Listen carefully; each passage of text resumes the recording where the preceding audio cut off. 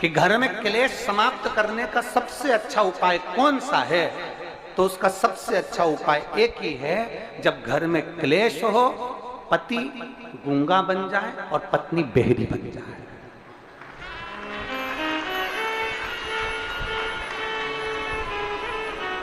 क्या बनना है? जम के बोलो जरा। पति को क्या बनना है? थोड़ी देर के लिए, आधे घंटे के लिए आपको कुछ नहीं बोलना, मौन।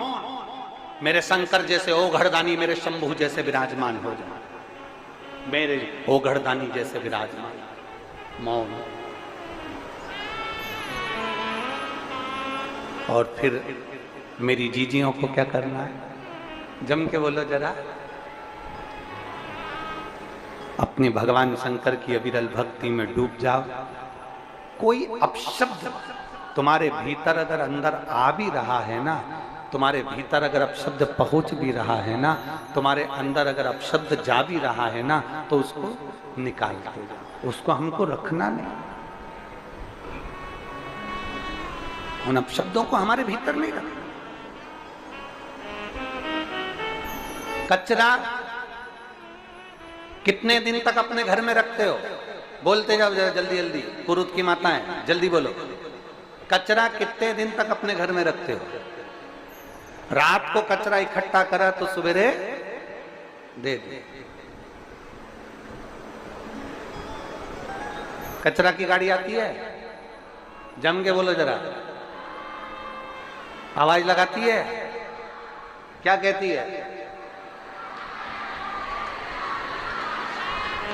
कचरा निकाल। बस सवेरे सवेरे कचरे की गाड़ी आकर चिल्लाती है कि घर में से कचरा बाहर निकालो, गीला कचरा गीले में डालो, सूखा कचरा सूखे में डालो।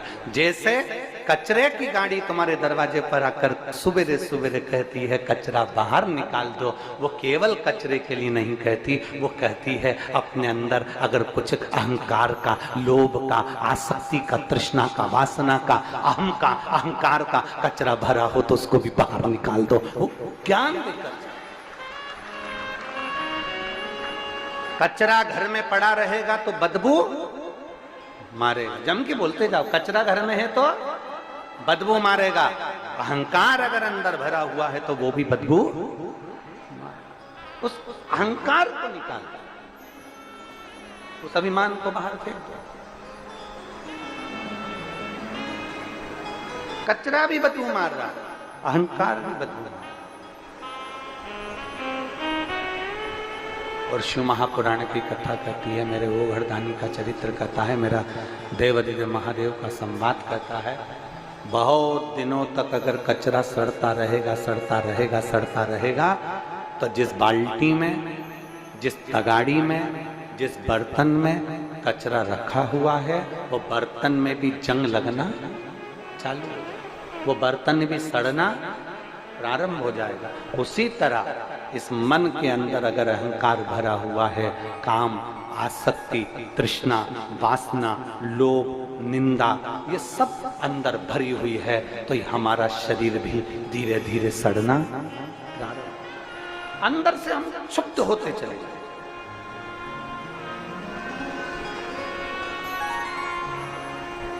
अंदर से हम क्षुब्ध होते चले जाए। कचरे को रोज बाहर निकालना जरूरी है, मकान को रोज झाड़ू लगाना जरूरी है, घर को रोज साफ करना जरूरी है। उसी तरह इस मन में शिव महापुराण को ले जाना जरूरी है, जिससे ये मन भी पवित्र बनता चले जाए और भीतर से हमारा अहंकार समाप्त होता चले जाए। बोल बम का नारा है, आवाज नहीं आई, बोल बम का नारा है, सारी समस्या का हल। कोई लेट बनता है, कोई जल्दी बनता है, शिव को जल चढ़ाने वाला एक दिन जल की प्राप्ति का अपने अंदर शंकर को उतारने का प्रयास कर। कहीं भ्रम में नहीं जाना, कहीं भटकना नहीं है महाराज, कहीं भ्रम में नहीं जाना, कहीं भटकना नहीं है, कहीं इधर उधर हमें जाना नहीं है। हमें तो केवल शिव की भक्ति में रमना, केवल शिव।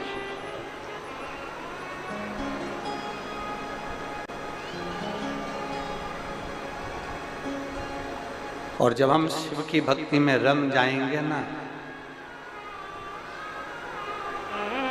तो देवादिदेव महादेव की कृपा भी साए साए हो ही जाएगा, ये निश्चित। हम भक्ति में रमे तो सही,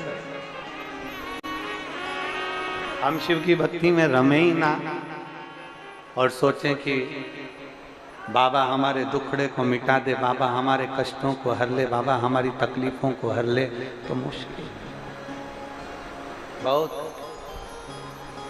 और मेरे भोले तेरा सहारा है,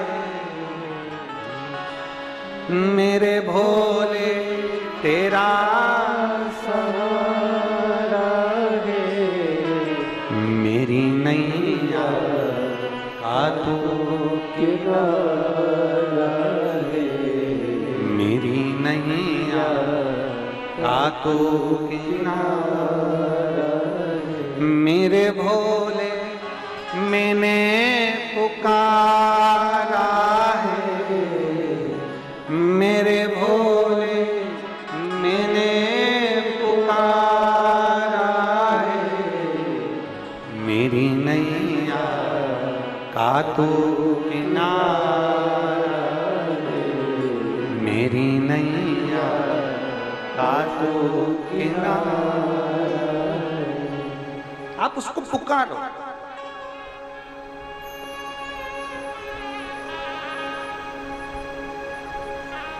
आप उसका स्मरण करो।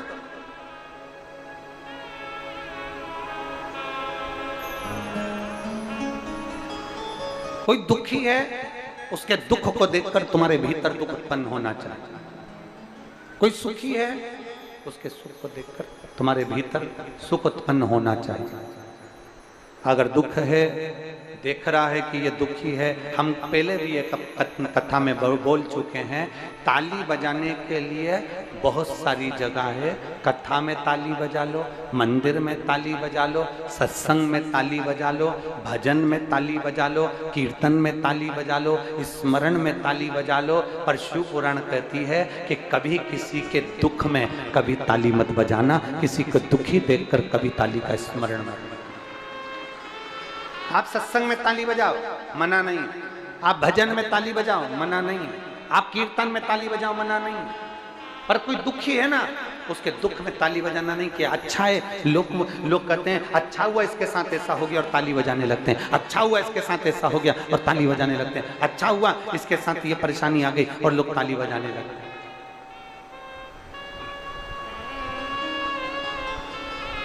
ना, ना।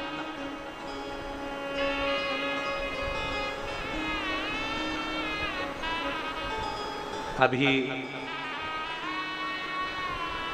छत्तीसगढ़ में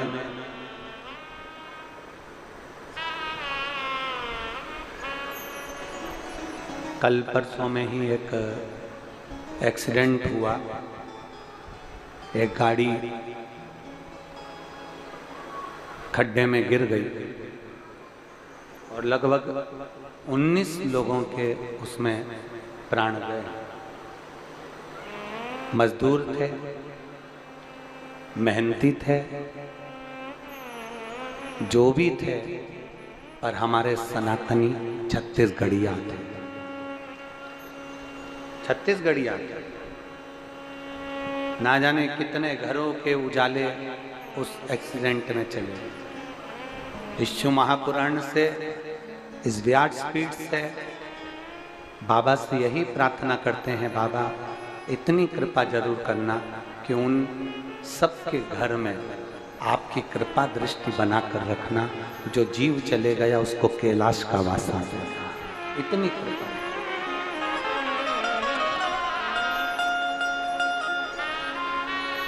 इतनी कृपा जरूर। और मैं छत्तीसगढ़ शासन के माननीय मुख्यमंत्री जी बैठे हैं, उनको बहुत बहुत धन्यवाद देना चाहूँगा कि दुनिया को तो लोग धन देती है, पर आपने बहुत अच्छी घोषणा करी कि जो 19 लोग शांत हुए हैं उनको शायद उसमें रुपए देने की 5-5 लाख रुपए ऐसा कुछ उसमें हमने पढ़ा था अखबार के अंतर्गत। तो उसमें ऐसी घोषणा करी, उसके लिए साधुवाद है कि किसी गरीब के घर में कुछ धन पहुंचा तो उससे उनके जीवन का यापन। साधु मनुष्य को तो वापस नहीं ला सकते, पर अपना हृदय, मनुष्य को वापस नहीं ला सकते पर अपना हृदय, धन से भी कुछ नहीं होता, पर अपना मन हम बाबा के भाव से समर्पित तो कर सकते हैं।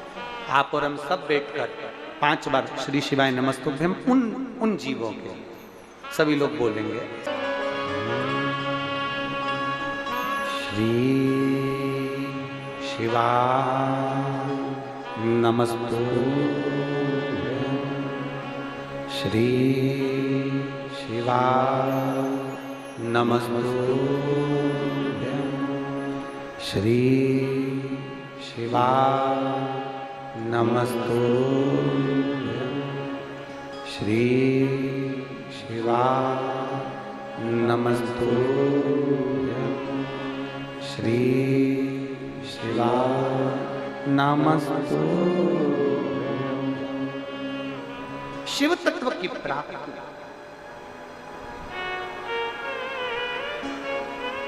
ताली बजाने के लिए सत्संग है, ताली बजाने के लिए कथा है, ताली बजाने के लिए मंदिर है, ताली बजाने के लिए देवालय है, ताली बजाने के लिए शिवालय है।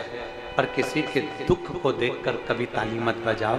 बन सके तो थोड़ा कदम बढ़ाकर उसकी सेवा करना, उसकी हेल्प करना, उसको सहयोग करना, ये हमें चाहिए।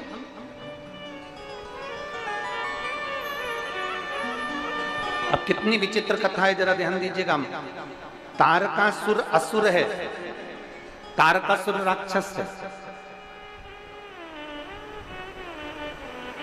और तारकासुर असुर है, राक्षस है, और उसको मारने के लिए षडानंद कार्तिकेय जी का जन्म हुआ है, प्रकट हुआ।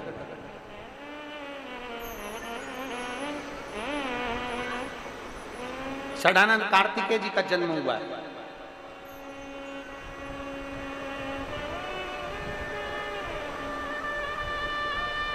अब तारकासुर तो असुर है ना, राक्षस है ना, उसको तो मरना है ना।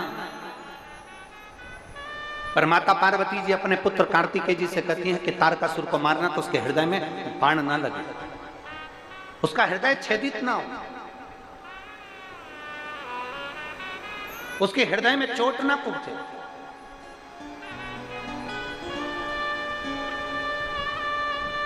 उसके हृदय में कहीं बाण ना लगे। ये माता पार्वती जी कह रही हैं षडानंद कार्तिकेय को, कार्तिकेय तारकासुर को मारो क्योंकि असुर है, संहार करो, मारो, मना नहीं है, पर उसके हृदय में बाण नहीं लगना चाहिए, उसके हृदय को चोट नहीं पहुंचना चाहिए, उसके हृदय को ठेस नहीं पहुंचना चाहिए। यह है हमारा सनातन धर्म। स्वयं खा लेना सुकृति होती है, छुड़ाकर खा लेना विकृति होती है, और बांट कर खाना यह भारत देश की संस्कृति होती है। यह है हमारा सनातन धर्म।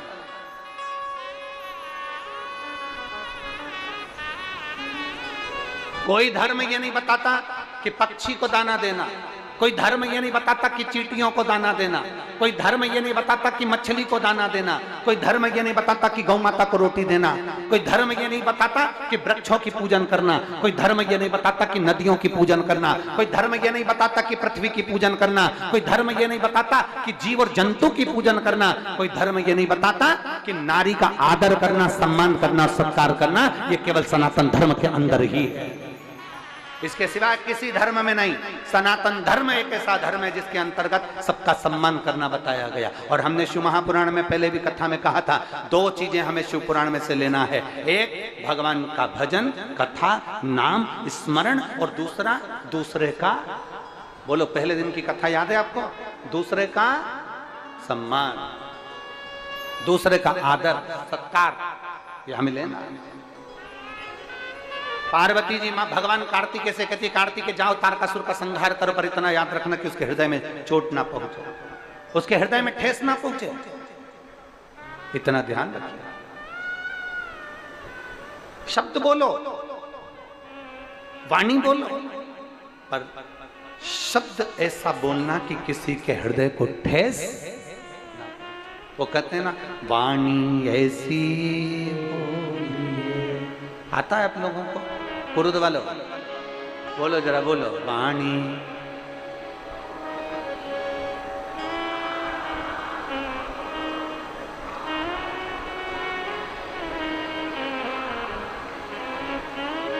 बस कितनी सुंदर बात पुरुष के लोगों को आती है, सबको आती है। वाणी ऐसी मन का,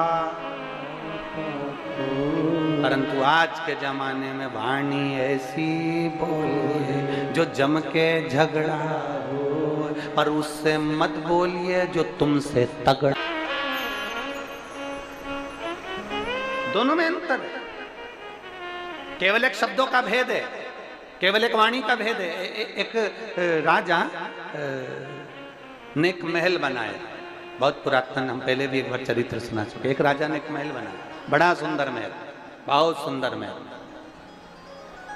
और राजा ने महल बनाया और नगर के सेठ जी को बुलाया, सेठ जी आओ जरा महल देखो कैसा है। नगर के सेठ जी गए। अब सेठ जी को जरा बोलने के तरीके नहीं थे, तो सेठ जी नगर के सेठ थे, बहुत बड़े, राजा का महल देखने गए। जो महल देखने गए तो राजा ने पूछा, सेठ जी बताओ महल कैसा बना? सेठ जी बोले, महाराज महल तो अच्छा बनाया, पर इसका दरवाजा छोटा रख दिया। राजा ने पूछा, दरवाजे से क्या होना है? महाराज जब मरोगे तो तुम्हारी अर्थी कैसे निकलेगी? अब तो राजा को आ गया गुस्सा। राजा ने अपने दूतों को बुलाया, सेठ जी को अंदर बंद करवाया, ले जाओ इसको डालो कारागार में। सेठ जी को कारागार में डाल दिया। थोड़ी देर बाद उनकी पत्नी आ गई। पत्नी बोली, महाराज मेरा पति आया था। राजा ने कहा, तेरे पति को बोलने के लक्षण नहीं है, बोलता है कि महल इतना अच्छा बनाया, दरवाजा छोटा रख दिया। महाराज जब तुम मरोगे तो तुम्हारी अर्थी कैसे निकलेगी? इतने में पत्नी बोली, महाराज मेरे पति को बोलने के लक्षण नहीं है, उसको क्या करना, अर्थी कैसे निकलेगी? राजा को काट काट के निकाल देंगे। अब इतने में तो राजा तो डिप्रेशन में चला गया। राजा ने विचार करा, बताओ पत्नी ऐसी? राजा ने कहा, इसको बंद करो। उसको बंद कर दिया। थोड़ी देर बाद उसका बेटा आ गया। बेटा आया तो कहा, महाराज मेरे माँ बाप आए थे। राजा ने कहा, तेरे माता पिता को बोलने के लक्षण नहीं है, तेरे पिताजी बोले महल अच्छा बनाया, दरवाजा छोटा रख दिया, जब मरोगे तो तुम्हारी अर्थी कैसे निकलेगी? तुम्हारी माता जी कहती हैं राजा को काट काट के निकाल देंगे। इतनी देर में बेटा बोलता है, महाराज ना तो मेरी माँ को बोलना आता है, ना मेरे बाप को बोलना आता है, उनको क्या करना, अर्थी कैसे निकलेगी? राजा को अंदर ही चला देंगे। अब तो राजा ने मन में सोचा कि इनके खानदान में कोई मीठा बोल